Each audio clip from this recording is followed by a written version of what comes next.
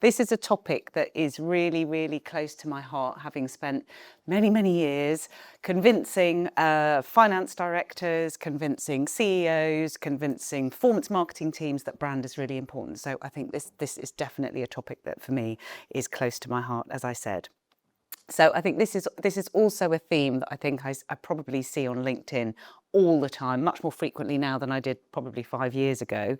You know, the marketing behemoths, Burnett and Field, Byron Sharp, and even the most cynical man in the entire marketing universe, Mark Ritson, now also talks about brand marketing as something that's exciting.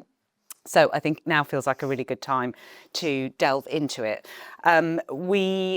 In the session today, we're going to cover off some hopefully interesting and important and valuable topics: how to set yourself up for success when you're starting to explore brand marketing and upper funnel activity as part of your overall marketing mix, how to integrate it into your business really effectively, and how to interrogate some of those meaty challenges around measurement. I'm joined with some really esteemed experts in the space, so I'd like to introduce everybody. So starting off with Erin Mackness, who is ex-Lululemon, where she drove and defined brand strategy and is now GM of CASETiFY, a leading tech accessory brand, where I think, Erin, now you're now responsible for driving growth and expansion, using brand as a lever as well. Also joined by Jacob Booty, who is trading director for luxury statement occasion wear brand Nadine Merabi. And I think there you have extensive experience in overall e-com and commercial strategy overall. And within your role now, you have a key role in driving growth and optimizing sales performance, of which brand is a key lever, which I think is super exciting for me. And last but definitely not least, we have Sam Carter, who is CEO of Fospha. We've already seen some really impactful Fospha slides, so I think they've probably done a fantastic intro job for you. Fospha is a marketing measurement company that empowers brands to use data to make decision making, and also to optimize overall performance. And in the conversations that Sam and I have had so far, I wish I'd had someone like Sam to help me in my discussions with the finance team. But Sam and the team help businesses to maximise marketing investments and understanding the role that upper funnel plays in that overall mix. It's a really big part of the process that Sam goes through. So I think really kind of important and very, very experienced people who can help us to build a picture of how the role that brand can play in helping us to drive business growth. So I think let's start with the overall fundamentals to begin with. Many businesses, when they first start, as we've heard multiple times actually today, many businesses don't start with a prioritization of brand or upper funnel. When did you make the decision to take that leap, that terrifying leap into upper funnel marketing? And what were the building blocks and processes that you followed to help you to get there? So if I could start with Jacob, because I think you have some interesting insight in that space. I shall do my best. Hello, everyone. Yes, Jacob, Nadine Merabi. So the title of this event is around winners. I wouldn't necessarily suggest we're winning all the time when it comes to our upper funnel strategy, but nonetheless, we are very much in the process of going through the fight that a lot of you may have gone through before or are going to go through or thinking about engaging in terms of investing in that upper funnel piece. Now, Nadine Merabi is a brand, you may or may not know it. It was kind of built in the same way that Lumure was, without the investment, organically, but then got to a position where things started to saturate. So then lower funnel tactics were introduced, and then that can only get you so far. And it's, you know, it was effective for a period, but then ultimately in terms of actually deciding how the brand was going to 2x, 3x and scale for the long term, it was inevitability that we needed to start to look for a full funnel approach. Now, the first thing that we had to do prior to engaging in it was, I mean, this term North Star keeps getting bandied around, but we had to set our North Star. So fundamentally what that meant for us, and different brands will have different interpretations of it, we had to set our purpose. What is our purpose? What's the point of this brand? What are our values? Who is our customer? And then what's the underpinning business model? So we had to go through that exercise, put a lot of time and energy into defining our North Star, in order that when we do start to invest in brand, that all of those principles are layered throughout each stage of the funnel. So once we'd done that, it was quite simple in that we knew who we were talking to and what we stood for, and therefore we could layer that into the creative particularly. And because we'd got the business model underneath that allowed us to invest, we then were able to really get going with it. Now, I will caveat that we're still in the process of making it work, so it's not finished. And we work really closely with the guys at Nest. Luke's told me every time I endorse Nest, by the way, he's going to buy me a pint. So I'm going to say a lot of that. But yeah, we work really closely with these guys to develop this strategy. And yeah, so far it's working, but there was a lot of preparation that went in beforehand. And that's the bit I would really recommend any business that's looking to go into full funnel, that you do that bit first. Excellent. Thank you so much for that. Super insightful. I definitely think it's a process that lots of businesses that dip their toe in the water, I think it's something that's important to do. I think particularly when you have founder-led organisations where the business has grown and grown and grown, and what lives in a really real way in the heart or the mind of the founder suddenly needs to become real and codified to their broader team. So I think that's a really important process to follow. Erin, from your perspective, obviously Lululemon, amazing brand, really, really strong equity, and where you are now, I understand you're on the process of starting to define that overall brand proposition as well. Would love to hear your experience around when is the right time to start, and what are some of the things that you should be thinking about as you go on that journey? I mean, quite theoretically, you should start right at the very beginning from day one. You shouldn't be thinking about brand when you're seeing sales drop off, because that's arguably when you're playing catch up and you're in panic mode. I think for me, really, if you haven't thought about brand yet and you haven't stepped into brand, doing it before it gets too late is probably the best thing. And something that we did at Lulu and something that we're also looking at CASETiFY is really getting back to what are the foundations of this business? Why do we exist? What are our core values? What do we want to put out into the world? And how can we share that with more people? And how can we build those relationships? Brand is relationship. Performance is a transaction. So you've got to close the gap between the two. And so, yeah, I think what we're doing at CASETiFY, it's a phenomenally successful business. And yeah, there are areas where we're probably in plateau and we're reaching that kind of growth plateau, and we've done really well with growth. But we've got very, very strong foundations of where the business was born and where the brand was born, exactly the same at Lululemon. So it's jumping on that now before it gets too late, before those customers run out at the bottom of the funnel, to build up that awareness and those relationships with new guests. It's interesting, isn't it? It's starting to think about brand as a really clear moat to protect your business and build your business for the future. And Sam, I think from your perspective, you obviously spend lots and lots of time with businesses and brands for whom performance is their heartland. In the work that you do with your clients, how do you advise them around the right point in time to start to dip their toe into upper funnel in a way that isn't terrifying?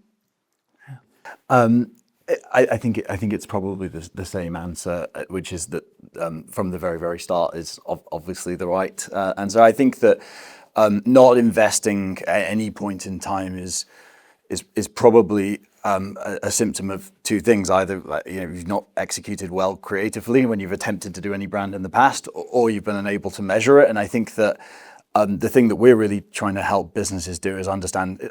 We heard on the last panel a lot of people talking about like last click being obviously a terrible idea if you're trying to sort of justify upper funnel investments. I'd extend that to like any kind of like user level measurement. Like we speak from personal experience because we started life doing the pixel based, follow people around, multiple touch points. Have very complicated arrangements with Meta where they're sharing user level impression data, and Google the same thing, and all of that's just gone away. GDPR, Cambridge Analytica actually before that, iOS 14. So it's not just last click, it's any kind of like attempting to build your kind of justification for upper funnel investment based on user level tracking, customer journey tracking. I think is why so many businesses don't don't take that step. So for us, it's really just like anything other than that. Like whether that's obviously using someone like us once they've started taking their first steps, but sort of finding 5% of your budget you can just protect and get going without putting in a target against it in the same way that you would performance marketing. That's there are many different ways of doing it, but it's certainly it's click based, pixel based attribution, customer journey level. Tracking is not going to provide you that. The data points to convince your finance team. That's super insightful. Thank you so much. I think the one theme I've had in my career, when we started to talk about introducing upper funnel or brand marketing into the overall marketing mix, is always focused on that elephant in the room. I think finance directors tend to say, or CFOs tend to say, "Oh, that sounds really expensive." And I think, there is this, as I said, the elephant in the room is that, brand marketing is something that involves you having to spend millions and millions of pounds on TV advertising. I think we kind of know that that's not true. Not all brands can afford multi-million-pound marketing campaigns on TV. And in a world where you are a smaller brand that's looking to dip your toe in the water, doesn't necessarily have endless amounts of investment to spend, how do you approach starting to explore the impact that you can have without necessarily spending huge amounts of money? And what are the more cost-efficient strategies you can deploy to help you to get there? Erin, if I could start with you. I think, yes, you've absolutely said it right. I think CFOs, people who are looking at P&Ls, think of brand marketing and think of, big budget TV, massive celebrity signing campaigns. But I think it's around, and somebody said it beautifully earlier, knowing your customer and knowing where they are, starting there. And starting with brand marketing doesn't have to be big. It's around knowing that community and infiltrating that community in an authentic way. And that can be through mid-level influencers. It doesn't have to be through a Kylie Jenner. It can be through hosting, ReFi do it beautifully well, hosting a community event and using that community to then become those ambassadors for you. PR was huge 15, 20 years ago, has always been that consistent piece, and arguably is a relatively low cost but consistent way, again, to continuously get your brand message out there. So I think for me, it's picking a couple of areas that you want to go in on where your community interacts with and remaining consistent. So what that consistency is not flipping between those every month, but giving yourself a run rate and time to experiment. But if you are going to try multiple channels, make sure you're talking about the same thing, across all of those channels, and giving those experiments, boundaries and bandwidths, and bringing it back into the business to say, right, we're testing all of this from an upper funnel standpoint, from a brand standpoint. What are we doing through the rest of the funnel? Again, consistently talking about those things to then make that impact into the business, and hopefully showing those with the purse strings that you don't have to spend millions of pounds or dollars on, David Beckham, although, he always sold that, you don't have to do that to make an impact to the business. No, that's great. And I love that notion of consistency and coherence, because I think that will always have a kind of compound effect in everything that you do. And what about you, Jacob? In your world, how does brand and upper funnel manifest itself across the channel mix, and where are the areas that you focus? Yeah, I wanted to touch on the point that Erin was just making there, or at least the idea of how you get this money out of your very strict CFO. I think I wouldn't underestimate the value in bringing them on the journey with you in terms of education. You might think that they sit in their specific box and they're not interested in your box and they're just going to say no when you ask for some money. However, they're probably quite smart. So if you try and educate them into why you need to do it, there's actually quite a high likelihood that they will let you do it if you can rationalise it. So definitely don't underestimate that and just think they're a CFO, they're never going to say yes. And then the second question was? How is brand and upper funnel manifested in your business? And where are the areas that you're currently investing and exploring? Yeah, so as I mentioned at the start, we're definitely not fully there yet. We're getting there. I think the thing that we're really focusing on in the brand upper funnel piece is the storytelling. So we have a founder. There's quite an interesting story behind it. So it actually kind of lends itself really well to upper funnel. right now we're in a position whereby the creative we're putting out there is kind of working at the top of the funnel. However, we really need to start to inject that story right at the top and bring it all the way down so that there's an emotional, relational connection with the consumer when they see us for the first time, and all the way to the bottom. So I think it's an emerging piece for us now that we're talking to it more regularly. It's now laced throughout all of our activity when we're doing creative shoots. There's actually that brand story in mind, whereas before it might have just been a bit superficial. How do we make this product look good? Now it's, well, actually, how do we tie this back to, and I say it again, the values and the purpose that we've set? How does this shoot, our purpose is that we empower and celebrate women. How does this creative shoot, how does it show that, essentially? So everything that we do now is, the upper funnel piece is a part of all of those conversations, and it all leads back to our North Star. Yeah, I think that's super powerful, isn't it? Making sure that everything that you do feels implicitly and really coherently connected to your brand, and then I think in doing so, you can just guarantee that all of the output feels much more ownable and distinctive to what you stand for, and the value proposition that you bring to the customer. We've touched briefly on celebrities and the role of celebrities and how powerful working with celebrities through endorsement or through influencer activity can be in helping to build and to boost brand awareness. Are there any tips or watch outs you could share around that? Who would like to go first? One thing I would say is working with celebrities, one of the important things is, firstly, they need to be authentic and they actually need to match your brand. You can't just pay somebody and think it's going to work. But then secondly, I'd actually say that it's about consistency. So if you work with a celebrity, if you then just think that that's going to tide you over for a year, the reality is it needs to be consistent. There needs to be something that comes after it to drive through your brand and that message. So fortunately, we do work with quite a lot of celebrities. So very recently, Selena Gomez wore a Nadine Merabi dress. Brilliant, great. But the question is, what's next? What comes now that we've had Selena Gomez? There has to be something else. And so, it's not really up for me to try and find those celebrities, but I'm talking to our brand director saying, come on then, who is it now? Is it Beyonce? Consistency, I would say, with celebrities is not easy because obviously they're celebrities, but yeah. I would just echo that whoever you choose to work with and whatever type of celebrities now come in all shapes and sizes on various different channels and platforms, is that it feels authentic to your brand. A big name celebrity for a big ticket fee can drive you a level of quick fame. And it's a lot of fun, definitely. But is that going to drive that longer term brand relationship that we spoke about in the beginning? And I think in the last panel, I think it was mentioned around, not just thinking about what's always been. Just because you don't know that person doesn't mean that that person isn't a celebrity to your target audience. And defining what a celebrity is to your business can be very different. As long as you know your customer and where it is they are going to get their influence, then, celebrity strategy can look very, very different, brand to brand, channel to channel. And that's the exciting piece, because, as a marketing leader with, different people in a team and lots of people not in the room, if you know your customer inside and out, 9 times out of 10, you're probably not going to know half the celebrities that they care about. And that's really putting that celebrity strategy in front of back to the business and saying, this is actually what's important to our customers, not just because you want to see David Beckham in a pair of pants, because that's fun. Who doesn't?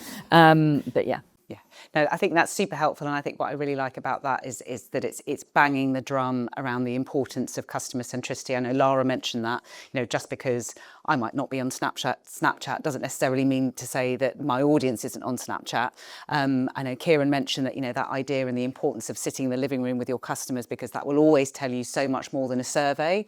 And the data that you sit on internally will tell you what happened yesterday, tell you what's going to happen today, might tell you what's going to happen tomorrow, but certainly isn't going to give you the green shoots or the indicators of what might be sitting in the future. So I think really baking customer insight and listening to them, I think feels like a really important part of an overall brand approach. So we've already referred to today in a few different presentations that balance between upper funnel and performance. And, Sean, the fact that you've got to such a high percentage of brand versus performance split, like you're a long and a short case study waiting to be written, I think. But again, how do you balance that within your organisation, building the case and the split for brand and performance? And maybe if I could start with Sam, how do you help your clients to do that? FYI, I don't think I've ever worked anywhere where I've been allowed to spend more than about 10%. So you've done a bloody excellent job there. Jealous. Yeah, that's extraordinary, the 42%. And I guess actually the first thing is probably when Sean brought up that slide, a lot of people went, well, what percentage of that is what would that mean for me today? When actually, of course, the reality is a bit earlier in Sean's presentation, this is all about growing the pie, right? So the first steps, and I think I touched on this earlier, the first steps, I've never seen it done better than somebody who just recognizes it as something they have to do, and they don't attach any targets to it, and they certainly don't try and consider it in the same terms as performance, almost like a tax. So like that could be 2% of the budget, could be 5% of the budget, and because they just know, right? It's so intuitive that that's the 95% of future customers. And I don't want to spend 100% of my budget on the 5% who are ready to convert just because my bottom of funnel measurement says that that's 100% of where the value is coming from. So it initially is that leap of faith. And actually, something that Sean brought up as well is it's a challenging thing for us to work through with customers because, we don't have long contract lock-ins. In some cases, it can take 10 months until you start seeing the benefit of this stuff. It's very unlikely unless you've got a great tailwind that initial investment is going to boost performance. So it does require this leap of faith, and we often advise customers to, it's what they can afford to do while still hitting their budgets overall at a blended level, rather than like expecting to see immediate performance results. And then it is that sort of from 0 to 5 to 10 and the hallowed ground of 40. And I think the one thing that we do to convince our customers to take that leap of faith, we now got to kind of a scale where we've got quite a decent sort of cross-client benchmarked data set. So across like 250 large retailers with about $3 billion of spend under management annually.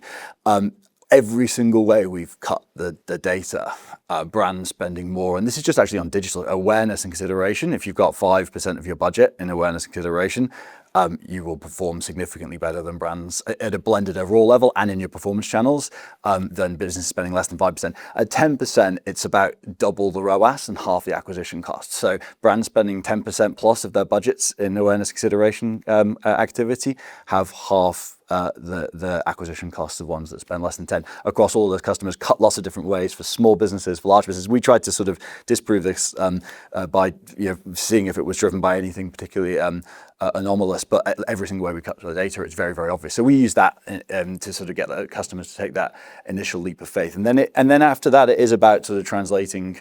What are the leading indicators that this brand is going to correlate to performance in the future, and take our customers on that journey as quick as we possibly can.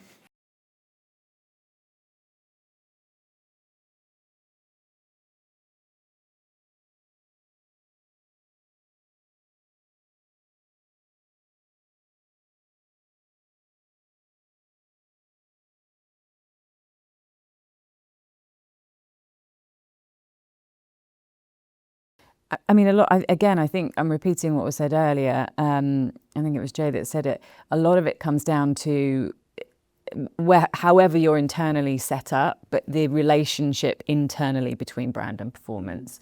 I think setting it up that you're both going after a common goal and setting up shared KPIs, shared metrics, having very regular conversations openly about how everything is working and performing really starts changing the conversation and the framework of how the business starts seeing brand and performance. And it actually, we started talking about it when I'm back at Lululemon's brand performance team, and we actually changed the entire structure of the marketing organization and pulled it all together because it was very, very siloed and it wasn't working. And all of a sudden, when things started to become a joint conversation and, having joint goals and we had OKRs, I don't know if people use those, but OKRs in Lululemon, all of a sudden, things started changing quite quickly.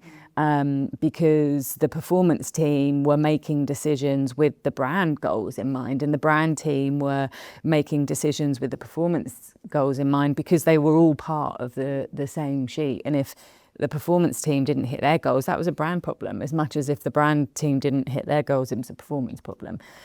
So I think, that shared responsibility is a big shift, I think, for businesses if they're not already in that space. No, and I think that raises a really important point. And I know, Sam, we've had this conversation, I think organisational structure and how you're all motivated to work together, not just at a brand versus performance level, but even at a channel level, I think is an important way to be able to drive better impact. Yeah, I mean, we have.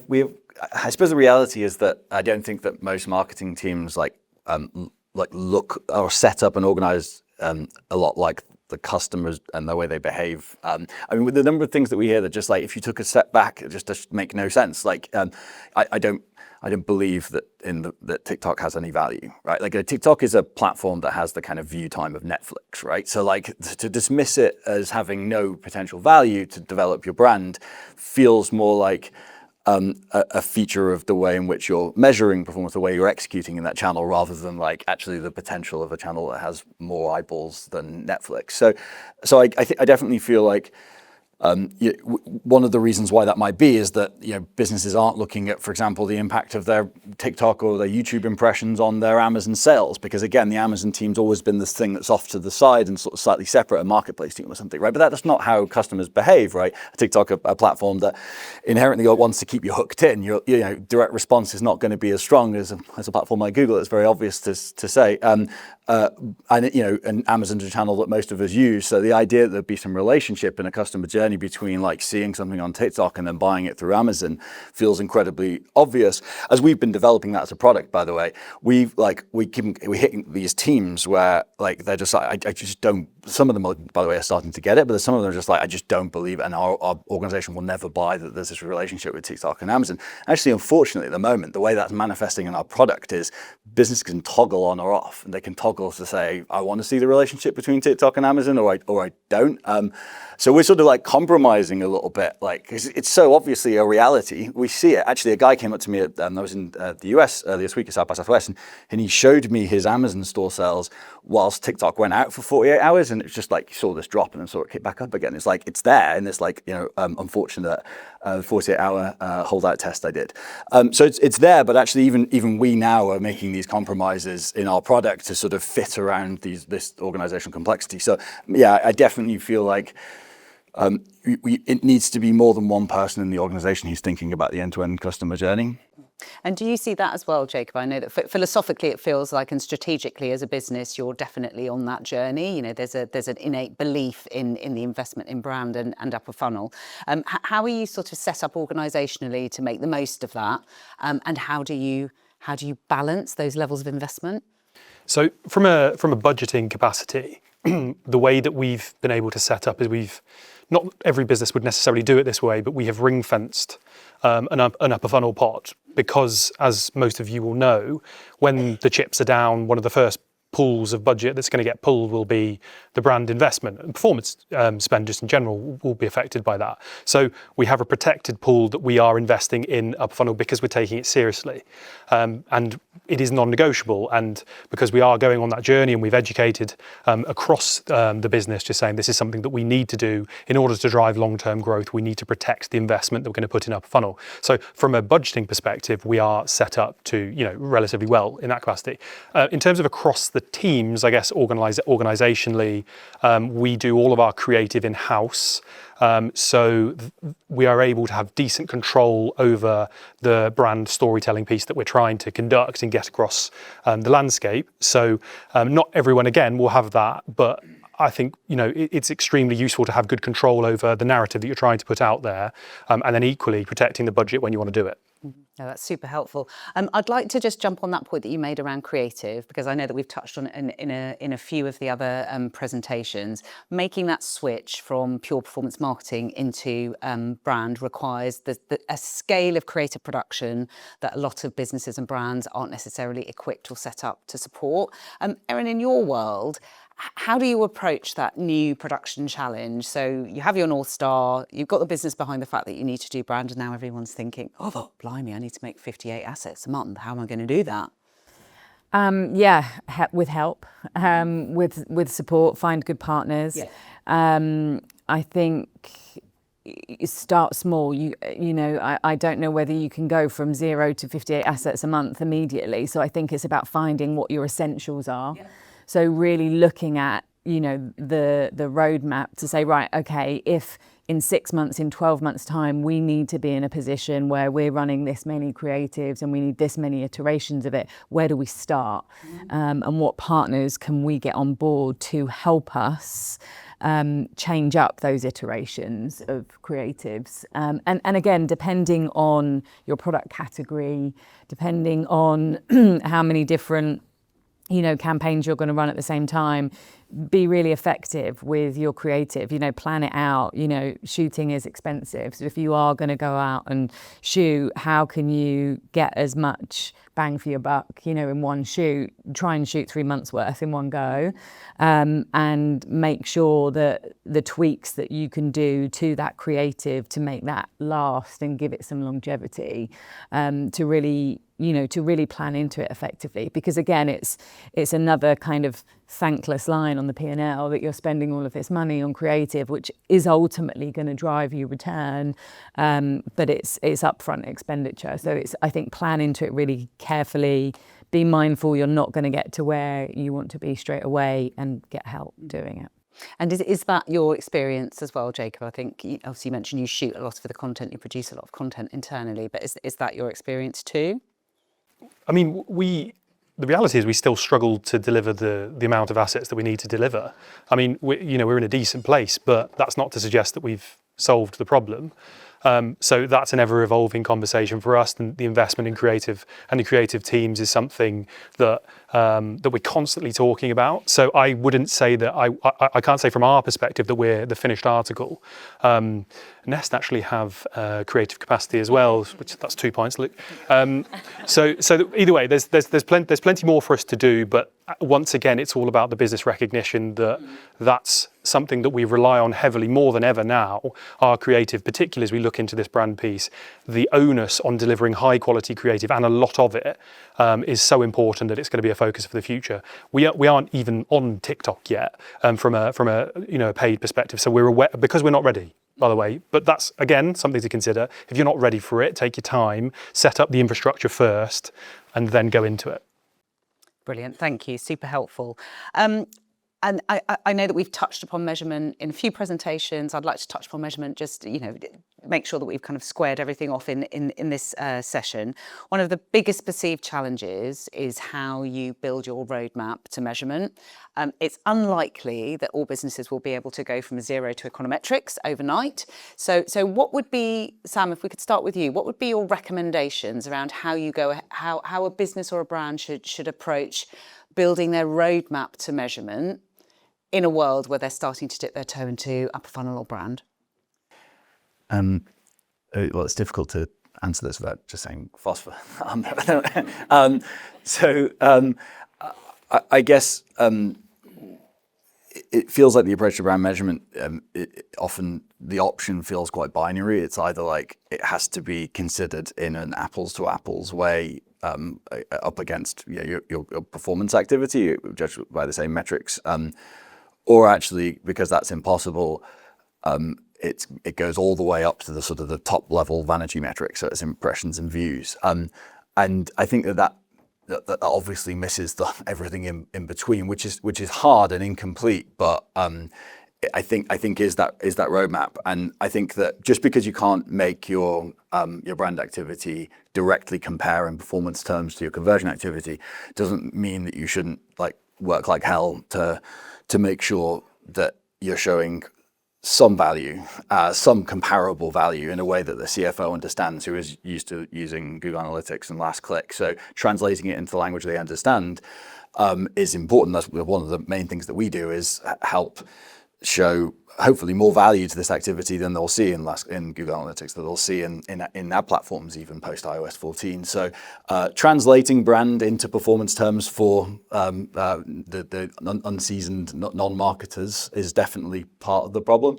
And then I think the second thing is getting really clear on all of the metrics in the middle and starting to develop the relationship between. So if you can't immediately see the impact between a brand campaign and incremental sales in direct, if you're not lucky, it happens every once in a while, it doesn't happen every time, then what is the relationship between that increase in brand activity and engaged visits through direct organic search or brand PPC, or even the relationship between that spend and then the price that you're able to charge in any given day. So these are some of the things that we're looking for now ourselves, is rather than just the relationship between that activity and incremental traffic and sales, what's the relationship between any of that activity and then an increment in engaged visits, an increment in the price you're able to charge. So looking at those mid-funnel metrics and drawing the same relationships that you are between brand activity and sales, I think is the way in which you sort of start to build the picture up.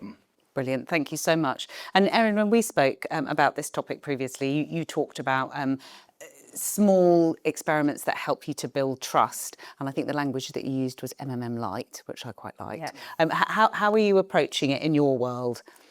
Yeah, I mean, because it does take a period of consistent spending and a volume of spending to complete, a major MMM. And even in a brand like Lululemon, who's spending hundreds of millions of dollars, it took a really long time before the US market could deliver an MMM. And for us in the EMEA market, we kind of had to mirror some of that and take some of the elements of their MMM and do a light version. And because I think, we were lucky in a sense that there was the knowledge of the impact that it had made in the US, but the smaller pieces, you mentioned it, around organic search uplifts, brand studies, brand uplift studies within platforms, working with your partners where you are spending dollars and setting some parameters and setting some metrics that you can actually see within a given time or within control groups, and set those brand studies and present those back to the business with clear defined periods of time, like for like, against what you were doing this time last year with no brand work or whatever it might be. I think those are the ways, the small kind of experiments you can test. And again, if you set those up and you explain to the business, this is how we're going to measure it, you're not going to see a big econometric model at the end of it, but we are going to show you results in how it's going to have impacted the business. And you can always tie that back into, some metrics within the business, whether it's the longer term value of a customer, depending on what channel that they come into the business. So, if you work very closely with your internal data team and then, set up a few different models, I think there's reasonable ways you can create metrics to test. Okay, that's super helpful. And then I think just to finally hand over to you, Jacob, I think you've talked about ring fencing some brand or upper funnel investment. How do you approach measurement? Do you have different metrics that you look at for that particular investment or that pot of money? How do you approach it in your world? Yeah, I mean, I shan't add too much more to what Sam and Erin have said. I think I kind of like what Sam said around translating the brand performance into performance metrics, because often the people that you're trying to prove that it's working to, you might overwhelm them with too many statistics that don't really make sense to them. So I guess certain things that we'll be looking at is obviously the impact in terms of CAC, and in terms of, we'll look at cohort analysis. Are the cohorts that are engaging with this brand spend, are they delivering extra value versus those that aren't? And so there are various different ways, but as I said, we're kind of on a journey in terms of working out what that value is and how best to display it. I mean, Sam can't necessarily say get Fospha, but I can. Fospha is a really useful way of looking at the value that's being driven through brand activity, and is certainly one that I'd advocate for. I'm selling everyone else's. I don't know what's going on. You're going to be drinking a lot of pints later. I had no deal with the pints, by the way. No, that's super helpful. Thank you. I'm mindful that we're running out of time, so I think what I'd really like to do, just to close off this particular session, and before we open up the floor, kind of to the floor to ask questions, what would be your top tip when it comes to dipping your toe and kind of, well, not necessarily even dipping your toe, diving into the world of upper funnel and brand marketing within your organisation? If, for example, you were a business or a brand sitting in the audience that was thinking about it, having conversations about it, what would be your top tip for you to land with impact? If I could start with Sam. We just came from the topic of protected budgets, which I honestly think that is the right thing. It's just that, and there's probably no better place to carve that out. If you can't get your CFO to agree, then obviously like awareness and consideration activity and a social channel that you kind of mush together and tell your CFO it's just Meta, right, is actually like a good way of sneaking some brand activity. And I do think that sometimes people jump straight from we're maxed out on conversion activity on social, and they go straight to like, I need a celebrity in a TV ad. That's probably the place for your sort of like covert your covert brand spend. Actually, I was going to test this out, but I realized that I'm probably talking to a whole bunch of people in exactly the same like algorithmic preference on LinkedIn. So you've probably all already seen this, but there's quite an entertaining anecdote that somebody gave last week, which is saying that you're going to sort your performance issues before investing in upper funnel is like the military equivalent of saying you've got to win the war before you give your soldiers better guns. Which actually war is actually probably a really like I've opened a whole geopolitical thing here, but it's like I think maybe just take that anecdote to your CFO. Plus, if they don't go for it, then sneak some decoy awareness in Meta into the mix and don't tell them about it. Yeah, that's good top tip. What about you, Jacob? Thanks for that gold dust, Sam. I'll be taking that away. I would say that take your time to, don't jump in overnight, essentially. Take your time to plan, take your time to understand what you're actually trying to achieve through it. I mean, you will probably see plenty of people telling you that you need a full funnel strategy and you need to invest in upper funnel. But if you don't have a plan for it, it can very quickly crumble when the chips are down and things aren't working in your favour. So have a plan, understand the resource that's involved, have an investment plan. As I've mentioned, we ring fence ours. Not everyone can do that, but at least have an idea of where the money's going to come from. And then accept that, be willing to fail fast, essentially. That's a premise that I would say just goes beyond the brand and upper funnel piece in general. If you can convince your CFO or whoever it is that needs to make these decisions that failing fast is the only way that the business is going to succeed, that's certainly a premise that we live through and live by every day. Great, thank you so much. And Erin, what gems of wisdom would you share with the audience, so anyone here who's looking to dip their toe? I don't know, gems of wisdom, but what I would say is that I think the premise of brand feels big and glossy and polished. And I don't think it needs to be. I think it just needs to be we've heard lots today about authenticity, and I definitely agree with making a plan and making sure there's budget for it. But I think there is also an argument just to start. Find out where your customer, guests, we used to call them at Lululemon, find out where they interact, where's their community, and show up where they are in an authentic way. And just start with a level of consistency. And yes, you've got to be strategic and you've got to build that out and ring fence money, but it doesn't, I think this misconception that brand marketing has to be glossy and big and tons of money, it can be dispelled. And I think it can be community led, and I think it can be really real and authentic. Thank you. So I think super sage advice from everybody, and I think I've definitely learned a huge amount. The key takeaways for me are building your brand or upper funnel approach needs to be contingent on knowing the fundamentals of who your brand is and what you stand for. There needs to be a kind of an underlying obsession with and an understanding of the customer that you're trying to serve.